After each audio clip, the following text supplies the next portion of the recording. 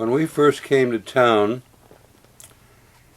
the reason for the name The Wrecking Crew, the old established musicians were what we used to refer to as the blue blazer guys that always wore their neckties, and they sat very quietly in the studio, and they, of course, were working with all those wonderful composers that I eventually got to work with, which was wonderful. People like Gordon Jenkins and Nelson Riddle, Billy May, all those terrific guys. The musicians seem to have a standard of sit quietly, don't say anything. Everyone smoked in those days, so it was always clean your ashtray when you finished the session.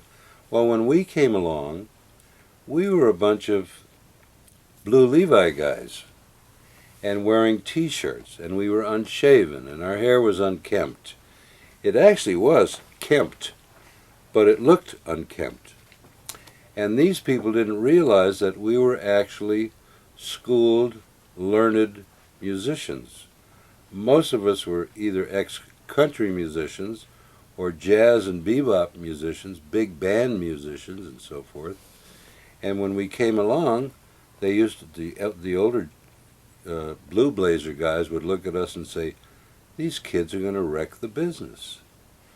And there are many, many wonderful stories that happened through those early couple of years before we really became established.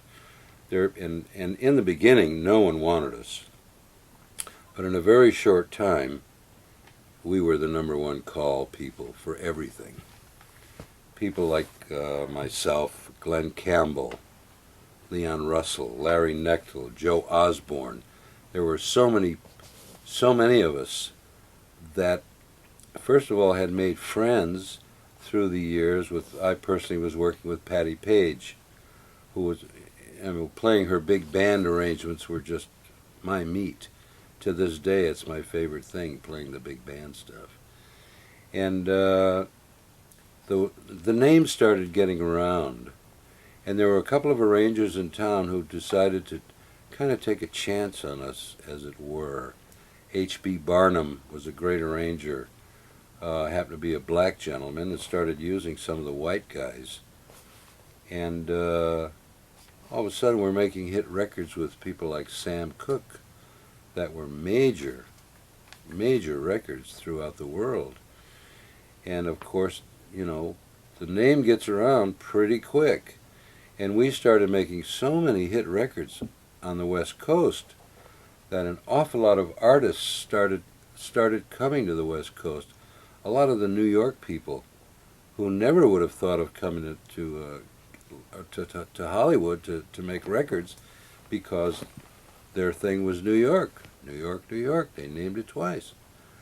I think it was the hit records that were coming out of the West Coast that people like Neil Diamond wanted to record with us. Simon and Garfunkel wanted to record with us.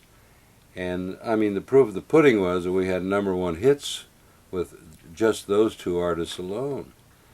We happened to be sitting in the studio of the Captain and Tennille, and their hit records are famous. That was my last record of the year, Love Will Keep Us Together. I had 8 records of the year, 7 in a row. And because of that, the reputation spread like wildfire. To me, it was absolutely magical. Those years, that entire era, absolutely was magical. To see a Glenn Campbell, who was a sideman like myself, all of a sudden become a major star. To start working with John Denver, who was relatively unknown, and all of a sudden exploded on the scene, and thank God he was a country boy. They were absolutely magical times, and I thank goodness, or maybe the good Lord above, for having me in the right place at the right time to be a part of that wonderful era.